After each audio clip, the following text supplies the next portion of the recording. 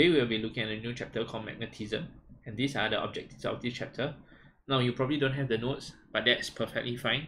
These chapter notes are actually quite straightforward. I think you can copy down the diagram and like write the notes in your notebook accordingly. Okay, so let's start. Now, before we start, I just want you all to recall some properties of magnetism, things that you probably have already learned in primary school. Okay, so let's assume that I have a bar magnet. I have north and south, right? One of the most common law of magnetism that you already know is that like poles will repel and unlike poles attract. Okay, now this is similar to what we learned in chapter 16 or 15 for some of you all. Okay, when we talk about charges, right? So if you remember static electricity, now it is in parallel with unlike charges will repel and unlike charges will attract. Okay, so it's similar in that sense, but yet they are different things. Okay, so as we go on with the chapter, you start to realize what polarity means and what charges mean. And one of the reasons why they are even so similar in the first place is because we're going to look at the atomic structure of a bar magnet. Okay, so we're going to break down the bar magnet into its atomic structure. We're going to look inside the bar magnet what exactly is happening. Okay, so before I continue explaining, I think it is good that you watch this animation, this 2-minute animation. Alright, so let's hit to that video. We've all heard of magnets. Magnets are what make your car run. They're what generate the electricity that lets you read a book at night. And they're what let you pay for your gas with a credit card. But what exactly is a magnet? What makes some materials, like iron and neodymium, magnetic, while other materials, like copper, tin, and plastic, are not? To answer that question, we'll have to look through a microscope. Scientists now believe that all magnetic fields are created by those all too familiar charges from your days of chemistry, electrons. All moving electrons, whether they're zipping down a power cord or orbiting around an atomic nucleus, generate a tiny magnetic field. Those fields may be small, but they add up, with the potential to create fields large enough to encompass the entire Earth. When we look at this piece of iron under a microscope, we see what appear to be tiny cells. These cells are called domains. In metals like iron, quantum mechanical effects cause the electrons in these domains to share the direction of their magnetic field with other electrons. As a result, each domain has an individual magnetic field. In a non-magnetic material, these fields point in random directions, like toothpicks scattered on a table. The thousands of domains pointing one way cancel out thousands pointing the other. The result is a non-magnetic piece of iron. When we look at this magnet, however, we see that the domains are preferentially aligned in one direction. What has happened is that as this magnet was made, its domains were twisted by an outside force, such as another magnetic field, so that most of them point in the same direction. Instead of canceling out, all these magnetic fields add up, creating a much stronger magnetic field that surrounds the entire piece of iron. And we get a magnet. Okay, so what's actually happening in that video, we actually see that the charges inside the video, okay, the atoms, they actually have their own spin direction. Okay, as you go further into university, you realize spin isn't just literally spin, it actually has another component to it, okay, which we'll actually not talk about, but I just want to show you a simple animation of what it means that may actually help deepen your understanding. Okay, so over here you realize that I have this basketball thing. Okay, so what's going to happen is I'm going to show you an animation. Okay, so you realize that a basketball is actually turning anti-clockwise. Okay, and I have this blue arrow, right? Now this blue arrow signifies the direction of the magnetic field of, let's say, this charge. Okay, let's assume that the basketball is a charge. Okay, so actually when the charge moves anti-clockwise, okay, you realize that there's a magnetic field that's coming out of the screen. Okay, and this can be signified with my hand. Okay, so take a look again at this animation, but now focus on the hand that will appear on the right. Okay, so what I'm going to do is I'm going to use the 4 fingers, or the 5 fingers excluding the thumb. Okay, that's the 4 fingers that I'm referring to. I'm going to use them to signify the anti-clockwise motion. Okay, and in a very natural state, my thumb will automatically point in the direction of the magnetic field generated in this manner. Okay, so once again, the charge is moving anti-clockwise. I have an arrow that will come out of the screen. My 4 fingers moving anti-clockwise. You realize that the thumb is also pointing on the screen. Okay, And this, by this method, okay, one thing to note that it must be the right hand. I'll talk about this method more next chapter, but you realize that with this method you actually can like determine the direction of the magnetic field given how a charge is actually rotating. Okay, so let's look at another example over here, right? So if I have a ball that's spinning in this direction, okay, I will actually have a magnetic field upwards.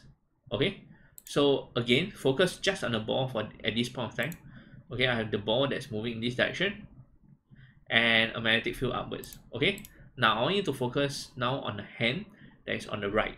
Okay, so in the same way, I'm going to use my four fingers, okay, to determine the direction of the red arrow. Okay, so the red arrow is like spinning inwards and then outwards again, spinning inwards and then outwards again, inwards on the right, outwards on the left, right? The way to do this with your four fingers is actually to put your palm facing the side of the left side of your wall. All right, okay, so if your palm is facing the left side of your wall, you should be able to do this. Okay, so just focus on the hand on the right. Okay, so see my hand, okay, is making the direction in the red arrow, and naturally in the natural state my thumb is actually pointing upwards. Okay, so you should try this. Okay, but we'll talk more about this in the next chapter. Okay, this is actually our right hand grip rule, which I'll not go into much detail. I just want you to know that actually a magnetic field direction can be determined based on how the charge is moving. Okay, so let's get back to the notes. Okay, so on the notes, we're going to do some remarks as to what we are learning. All right, so it seems like whenever, okay, in fact it's not just electrons but charges in general. So whenever charges move, a magnetic field will be produced. Okay, now the short form for magnetic field is actually B field. Okay, in other words, magnetic field, the short form for magnetic field is actually B. Okay, so I'm going to write here so that for reference sake, in the upcoming times when I'm going to write your notes, I'll just write B field. Okay, so B field represents magnetic field. Yeah, and I know it's weird, right? Because magnetic field doesn't contain the alphabet B, but somehow it's called B field. All right, now, and electrons and charges, I'm just going to use electrons because for the fact that electrons are mobile. Okay, so actually what's going to happen is that I actually have a lot of electrons or charges. They are like moving in different direction, and because they are spinning in different direction, okay, so they actually spin in different direction. Some are spinning in this manner. Okay, so they spin in different direction, producing different kind of magnetic field. Okay, so the magnetic field is represented with your thumb. So you realize that the arrow that I'm drawing right now, they actually don't represent how the electrons move. Okay, now to represent how the electrons move, you actually need to draw a loop. Okay, so it depends on the direction of the magnetic field produced by the charge itself. Okay, so you actually need to draw a loop. Okay, sorry, this loop is wrong. So you actually need to draw a loop to represent it. Okay, using the rule that I just taught you in the previous 2 minutes. All right, so we actually can determine the loop, and then we can determine the direction of the black arrows that I'm drawing right now. Okay, so that's that. Now, so this is how a magnetic field is produced. Now, however, you realize that all the black arrows, they are all pointing in opposite direction, and actually this is an exaggeration, or rather this is a mini scale of what's happening inside the bar magnet. Inside the bar magnet, you realize that there are going to be like zillion of electrons, right? Remember, 1 coulomb is actually like 10 to the power of 18 electrons. Okay, so obviously there's going to be more than that, more than these arrows over there. Okay, so eventually what will happen, right, is that all these arrows, they actually cancel out. Okay, so in this bar magnet per se, in this bar magnet, okay, because the atomic magnets Okay, atomic magnets refer to the say one of this segment. Okay, that's atomic magnet. Okay, this is an atomic magnet. Yeah, so actually what happens is that the atomic magnet, okay, are all pointing in different direction.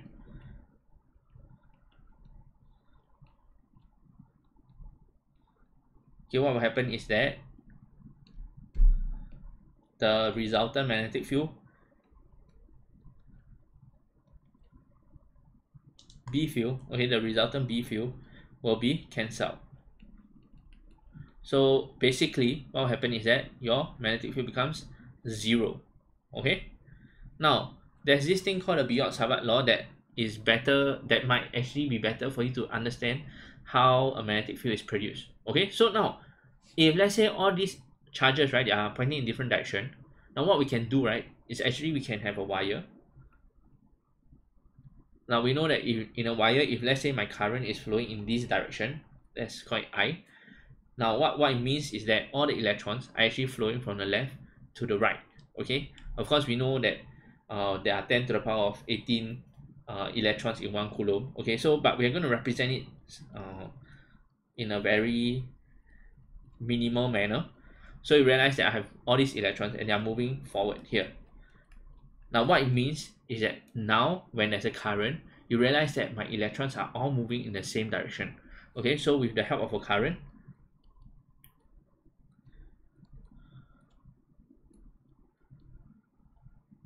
now right now my charges will actually flow in the same direction.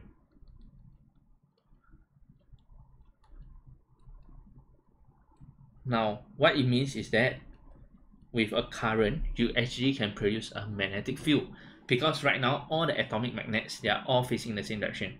In other words, they're going to produce a magnetic field, and these magnetic field, they add up. Okay, now using our right hand grip rule, the rule that was with the basketball earlier, so your thumb is going to point to the right. Okay, this time round you're going to use your 4 fingers to determine how the magnetic field look like. Okay, in other words, the magnetic field will actually look radial in this manner. Okay, we don't have to get to the technical details of the right hand grip rule yet. Just it's just a very simple introduction. Okay, so if you have question as to how to determine the direction of the magnetic field, etc, etc, wait till the later part of the chapter, or rather next chapter. Okay, so actually what will happen is that if you actually do get it, you will realize that the magnetic field is actually circular in nature, and you will circle around the wire itself. Okay, and the direction is as such. Okay, use your 4 fingers to determine how it looks like. Okay, this is how the magnetic field will be like around a wire. And you're right. Okay, all your wires right now that is like powered in your house, they actually produce a magnetic field. How strong this magnetic field is another question on its own. Okay, but they actually do produce a magnetic field.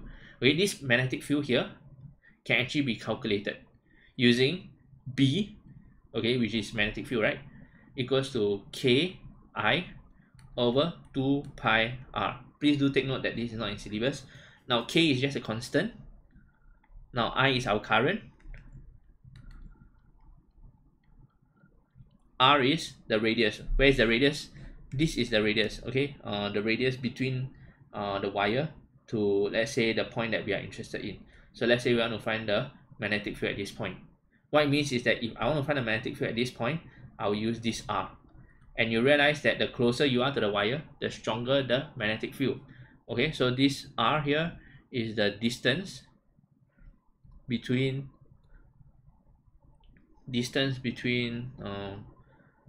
midpoint of wire to desired point. Okay, so wherever your point of interest is, it could be here also, and then this will be my R. Okay, a few things to note from this equation. First thing, when there is a current,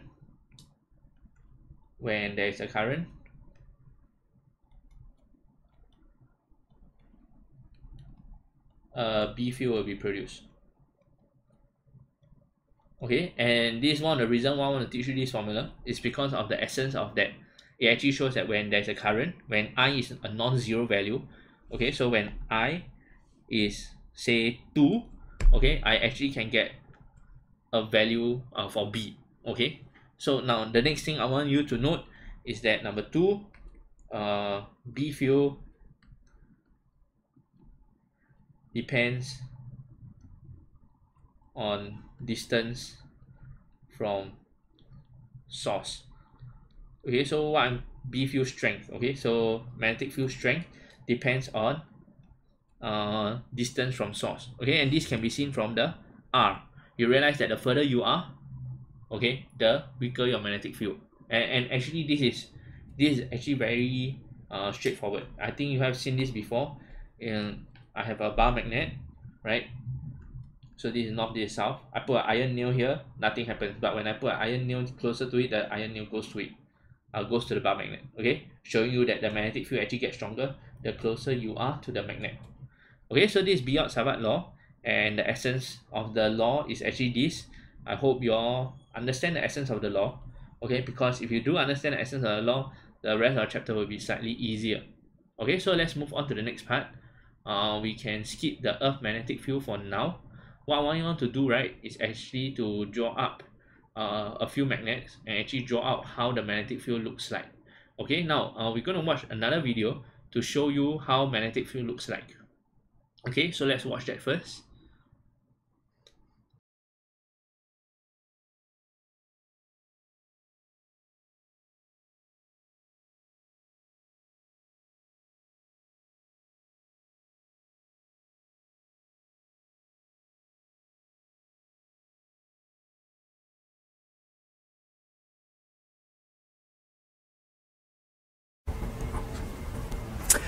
I have a piece of plastic through which I've drilled a hole, and then I took a wire and looped it through the hole 10 times. So I have 10 strands of the wire here flowing through this hole.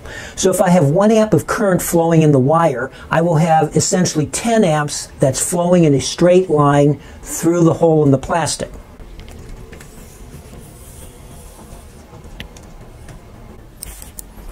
I'm now going to sprinkle some iron filings onto the plastic.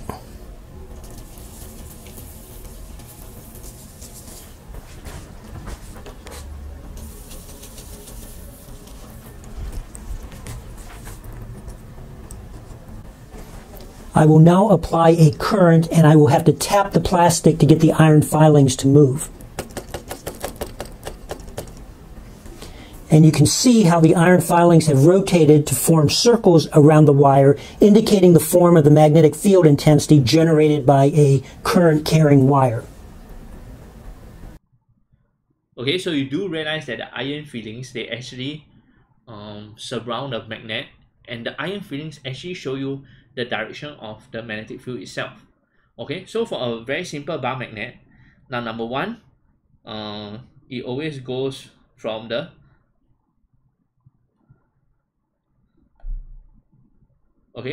north to south pole. Okay, so it always goes from north to south. Okay, it should be symmetrical, so I will mark myself wrong. Okay, so what should happen is that it will be symmetrical as much as you can. Okay, so once you're done with that, please draw north to south. Okay, you can continue drawing. Okay, so north to south, north to okay, so if you draw it like this, something is wrong, right? Because if you realize this arrow here and this arrow here, they are pointing out from south. Okay, in other words, it's going from south to north. Okay, so this is wrong. What we're going to do is we need to know there's actually south to north on the inside. On the inside is south to north, so that on the outside it can be north to south. Okay, so you realize it's like a loop, right? So it goes from north all the way, it goes from south all the way to, it goes from south here all the way to north, and then from north back to south. Okay, it's a loop, right? Okay, and that's what the first statement means. Continue from south to north pole, forming closed loop inside the magnet. Okay, but outside the magnet, I want you to write somewhere. Okay, so outside the magnet, it's north to south outside magnet. Okay, so you can treat this line here as a loop to here. So it actually makes sense. It's from north all the way to south. So it's going in on the south, and then on the inside is south to north again, and now on the outside is north to south again. Okay, just like this, right? Okay, second thing, please take note that they never cross each other. Okay, they will repel each other sideways, so I'll draw a repulsion for you, and they are closer to each other in magnetic field. What it means is that the closer you are to the bar magnet, okay, for every area, okay, so let's say I'm comparing these two red squares or rectangles, okay, you realize that for the first rectangle, I actually have 4 lines inside, but for the second rectangle, I actually only have 1 line. Okay, so over here I say that my B field density is higher. Okay, because for the same square rectangle, I actually have more lines inside. Okay, so my magnetic field density is actually high. Okay, now next I want you all to just go and Google, and I want you all to do it on your own. Okay, how the magnetic field looks like when it's undergoing attraction and repulsion. Okay, so now please do take note that undergoing repulsion, it looks something like this. Okay, actually this is not very unfamiliar to you all. If you all do realize, this actually look like how charges attract and repel. Okay, so you can refer to that note and then just copy paste. You just need to know that north, you can take north as because it's flowing from north to south, right? And for electric field, it always flows from plus to minus. You can take north as your plus and south as your minus. Okay, so in a sense, the magnetic field will look as though like it's from plus to minus, north to south. Okay, now over here I have a few magnetic field, but I'll actually go through them in the next lesson. Okay, so I'll just stop here with the magnetic field. Please do in your notebook how the magnetic field look like when it's undergoing attraction and repulsion, as well as when it's a single magnet. Okay, so I have 3 scenarios here. I need you all to actually draw it on your notebook. Okay, so I'll end this video here. Hope you all understand the basic introduction to magnetism. Okay, have a good day ahead.